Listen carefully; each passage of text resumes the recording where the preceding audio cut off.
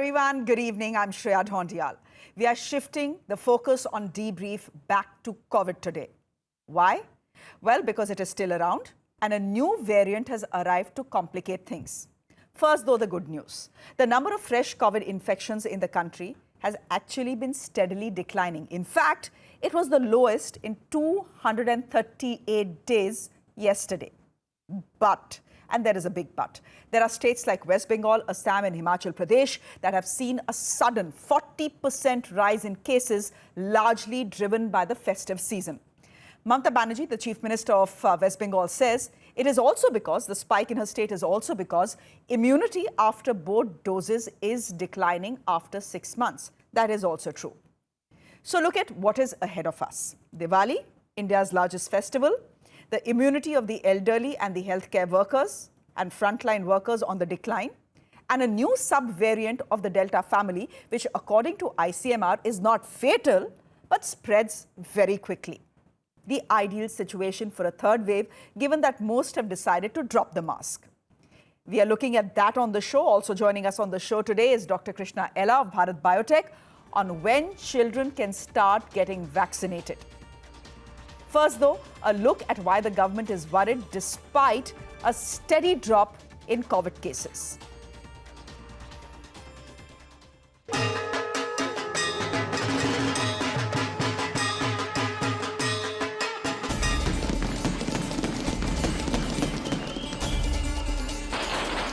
The festive season is well and truly underway in India, and the coronavirus is simply loving it. Crowded markets, no social distancing, and very few masks in sight. 1.5 years and 2 COVID waves later, we seem to be back to square one. Caution has been thrown to the wind, and it's telling on the numbers. First, the good news though. India reported 12,428 COVID cases in the last 24 hours, the lowest in 238 days. Now, the bad news. In West Bengal, while people were reveling in Durga Puja celebrations, the virus was spreading.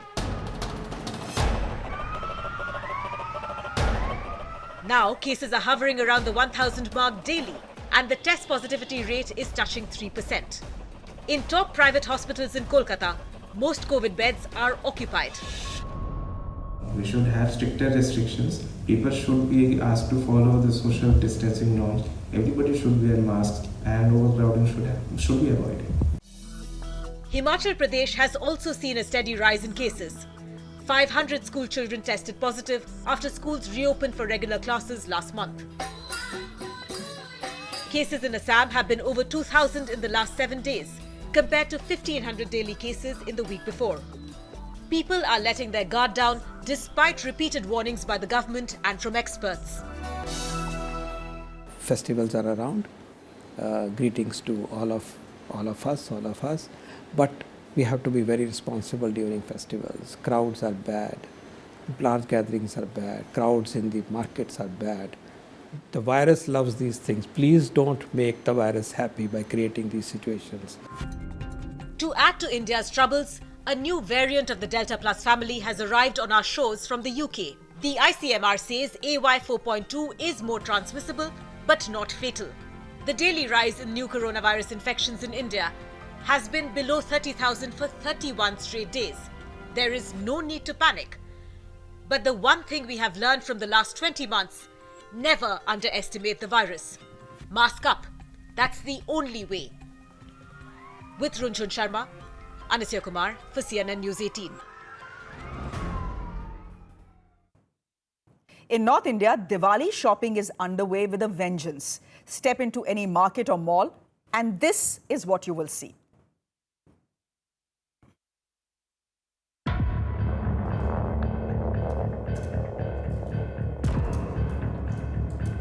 As the festivities are here, have we let our guard down? Well, definitely yes. And to substantiate the same, I'm bringing in more visuals from South Delhi's Sarojini Nagar market. And in the visuals, we can clearly see how people are blatantly violating the norms of social distancing and respiratory hygiene. Definitely, we can see how people are crowding in huge numbers, how people are flocking in the markets as Diwali is right round the corner. But what is the exact scenario of the market? I have with me the volunteer president of Sarojini Nagar Market, Omdat Sharma. Sir ये बताइए कि लोग लगातार violation कर रहे हैं, mask नहीं लगा रहे हैं, ऐसे तो केसेस बढ़ने शुरू हो जाएंगे। मार्केट में आप अपनी तरफ से क्या एहतियात के लिए लोगों को बोल रहे हैं? हमने सबको बोला है बिना मास्क के कोई मार्केट नहीं आए। 2 गज की दूरी, मास्क है जरूरी। अभी कोरोना खत्म नहीं है, ये नहीं कि वैक्सीन लगवा ली है तो हम लापरवाह हो गए। जो कोरोना के नियम है उनको पालन करना है। आओ हम सब मिलकर त्योहार भी मनाएं और कोरोना के नियमों का पालन भी करें। So this is the situation of Sarojini Nagar Market currently, where we are seeing violations of course. So it's a request to the people to adhere to the guidelines issued by the Union Health Ministry and celebrate the festivals, but with all the precautions. Now, if there's one thing that the last 20 months have taught us, it is this: the virus loves festivals more than you do. After every major festival, be it Onam, Kumbh, Durga Puja, Holi, there was a spike in cases. Here's data that establishes that.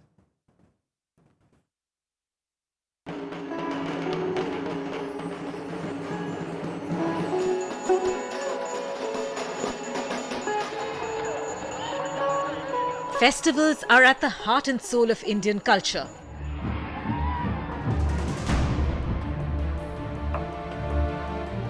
But in COVID times, they have become super spreaders.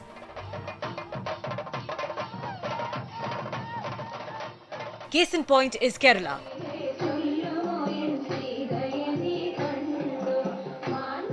Malayalis wait all year for the festival of Onam, but this year, 10 days of festivity turned God's own country into India's COVID epicenter. Markets were reopened, crowds made a beeline, and the virus spread rapidly. The 7-day average of daily fresh infections was below 18,000 on the 22nd of August, but it spiked to over 29,000 daily cases on the 31st of August. The Kumbh Mela in Haridwar goes down in the record books as the largest gathering of humanity. But the decision to go ahead with it in the middle of a pandemic turned out to be a catastrophe of epic proportions. The 7-day average of daily fresh infections in Uttarakhand was a little over 50 cases in mid-March. That spiked to a whopping 5,453 cases on the 30th of April.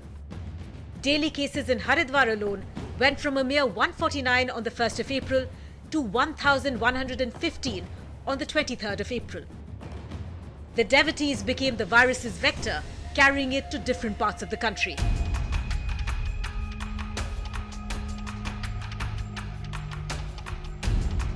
Holi too added to India's COVID nightmare. As people celebrated the festival of colour, the virus was on the prowl. India's total active caseload, which was already on an upswing at more than 5 lakhs on the 20th of March, suddenly jumped to over 13 lakhs by the 13th of April.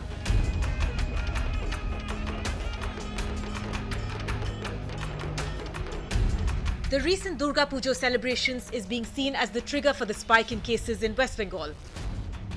The large gatherings in pandals and markets are telling on the COVID numbers. On Mahalaya, on the 6th of October, which marks the beginning of Durga Puja, Kolkata had just 159 cases. Since then, there has been a steady rise in the numbers. With Diwali around the corner, we need to learn from the mistakes of the past 20 months. Dropping your guard is simply not an option, even in the midst of festivities. With Rajiv Kumar, Anisya Kumar for CNN News 18. Now, Kolkata is emerging as one of the primary districts of concern. The central government has already written to the state. The chief minister says most cases of COVID in the state are in fully vaccinated people. But experts are saying that the puja rush is to be blamed as well. Well, the pujas are over, but the rush hasn't thinned. Take a look.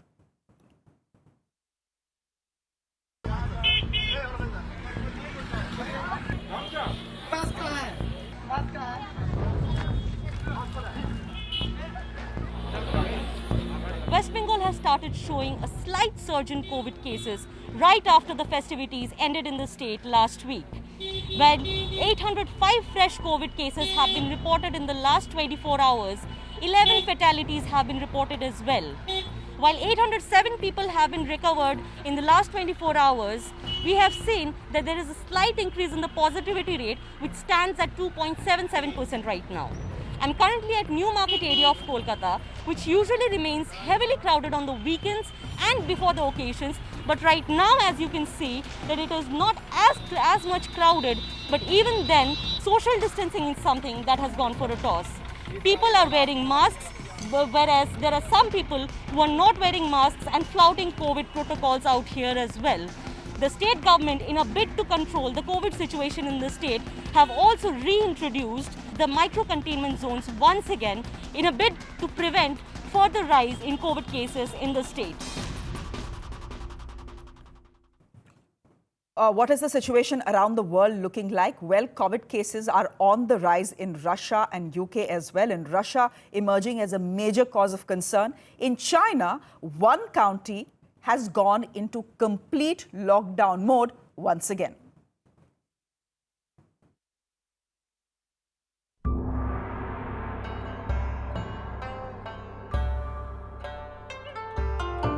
China, the country where it all started. In 2019, it closed its borders and fought hard to contain the virus. A year later, domestic cases are rising again. A city of 4 million now under lockdown. China recorded 29 new cases, 6 of them from Lanzhou. The latest outbreak has been linked to the Delta variant. Affected neighborhoods have been blocked off and testing centers have been opened up. I really want to thank them for being so considerate. It will take me at least a few hours to get tested if I want to make it outside with my injured leg. I'm really grateful to the community workers and the doctors. But COVID has been kinder to China in this wave than it has been to Europe. Russia on Monday reported 37,930 new infections, the highest since the start of the pandemic. Russia has the highest overall death toll in Europe and the 5th highest in the world. Russian President Vladimir Putin announced a week-long paid holiday for the populace, hoping to curb the spread. Intensive care units are never empty. While we move out, someone dies. Unfortunately, several people who need care at ICU are already waiting for this place. In UK, there has been a 15% rise in daily cases. UK has seen close to 40,000 new cases per day for the last 4 days. Despite reporting over 36,000 daily infections, UK PM Boris Johnson says a lockdown is not on the cards. The numbers of infections are high, but we're within the parameters of what the predictions were. So we're sticking with our plan. Over 96% of all UK infections have been attributed to the new Delta variant AY4.2. Natasha Menden for CNN News 18. Just to give you some data here, 6.9 billion doses have been administered, doses of the vaccine have been administered around the world so far. That is 45% of the world, which means that even now, half the world has still not got a single shot of vaccine. Coming up next, Dr. Krishna, he's telling us when children in this country will start getting vaccinated. Because the next big question is, when do they start going to school? That's coming up next. Do stay with us. Children as young as 3 will start receiving the COVID-19 vaccine in China, where 76% of the population has been fully vaccinated. When will India start vaccinating its children? There are 2 vaccines in the country that have been approved by the government so far, Zycovet-D and Covaxin. Both will likely be launched together. When? That is still not clear. Currently, we are being told a priority list is being drawn up by the government on which section of children and what age group gets the vaccine first. I've spoken to Dr. Krishna about the kiddie vaccine, as it's being called, and when India will start inoculating its children. This is what he told me. Dr. Krishna, thank you very much for your time here on Network 18. So Bharat Biotech has had to rapidly ramp up its production to meet the challenge at hand. Could you tell us how many vaccines have come out from the Bharat Biotech stable so far, and what is the ultimate goal? See, we supplied around 18.8 crores we supplied to government. This month alone, we are supplying around 5.5 crores doses.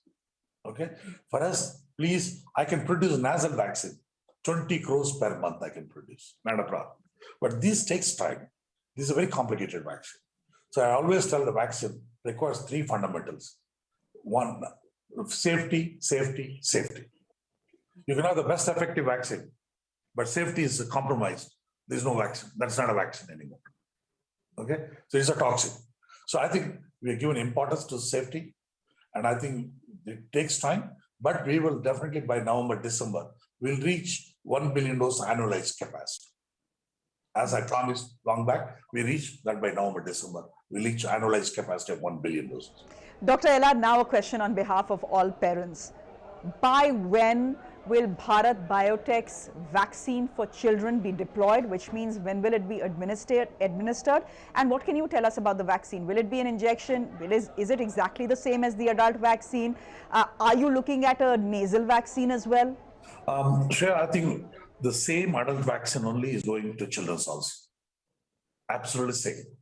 Okay, we have not changed the dose, nothing we change, because if I change the dose, then I have to do efficacy trial again on children's. It gets complicated. So that's why we did the same dose, same thing in the children. Whether you get the same immune response as adults, we checked it, everything is all right. Safety is extremely good, no problem. So that is we have taken care of. Same vaccine can be given to children's also. Whether I recommend, I am not authority to recommend. It's a government, DCJ, their entire committee, they have to recommend what is required. But you know, we are all going to movie theaters now. And I think I want children to go to school and enjoy the school and interaction with the kids and fight with the kids. So I think that is required now in the country. And I think definitely required, children are required. Many controversy also started. Do we need a children's need a vaccine? Okay. And I mean, 2% maybe get affected, but there are a lot of asymptomatic people having infection but not showing. But people have not asked the question whether they have any 5% lung infection. When you have asymptomatic, there must be some effect on the children also. Whether that effect, will it have a long-term impact? Nobody asked the question. So people criticize, oh, we don't need a vaccination for children. I'm not recommending or advising. I'm only a scientist. As a scientist, I look at it, the children also requires it. The reason is, if these 5% of infection of children also can have a long-term impact, whether they get bronchitis, asthmatic, other problems, we don't know what will happen in the future. So, and also they carry the virus to the home. So that is all, both are there. I think, you know, the government has to take a decision. And I think we are also looking at alternative strategy to bring on nasal, not on children, nasal to adults, so that one dose can be reduced, Covaxin, that one dose can go to children, to the children.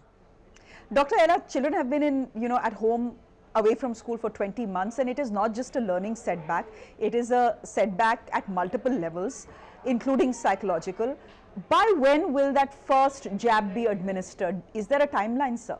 I don't know. We need an NTAGI committee recommendation, Government of India's advice, and DCGI license. We still not got the license. We'll be waiting for the license. Once that comes, the government has to take a decision what the decision will be. So, sir, no nasal vaccine for children, at least at the moment. We have not done any clinical trial on the nasal on children. We've done about 18 years. So we have not done the thing. But if the nasal works in adult, that Covaxin can be released for the pediatric. And finally, sir, we are still waiting for a WHO, not for Covaxin. What seems to be the problem? Why this delay, sir? I mean, I don't want to comment on anything on the regulatory issues, honestly, but we have 6 vaccines are pre-qualified in Bharat Biotech. So it's not that we are not familiar. We have done a clinical trial in UK also. We got a UK MHRA phase 2B approval. So we have done US FDA IND approved. We've done a phase 1 trial in US. In Baltimore, we've done a phase 1 trial in children. So we have expertise of doing a trial in other countries. We have understanding of regulatory system. So just a process going on. Just wait and see what happens. Okay, let's very quickly then see which are the countries that are inoculating children. Denmark, 12 to 15-year-olds, Spain, 12 to 19-year-old. They have both now vaccinated most of their child population with at least a single dose. In Sweden, children aged between 12 to 15 are only eligible for a vaccine if they have lung diseases, severe asthma, or some other high-risk medical condition. US and Canadian regulators, as you know, were the first to approve the Pfizer jab for use in children of 12 years and older. About half in both these countries have got their first jab. India, that has the largest adolescent population in the world, will have to, of course, devise its own strategy depending on our needs, our resources, and our circumstances. With that, it's a wrap from me. Thanks for watching.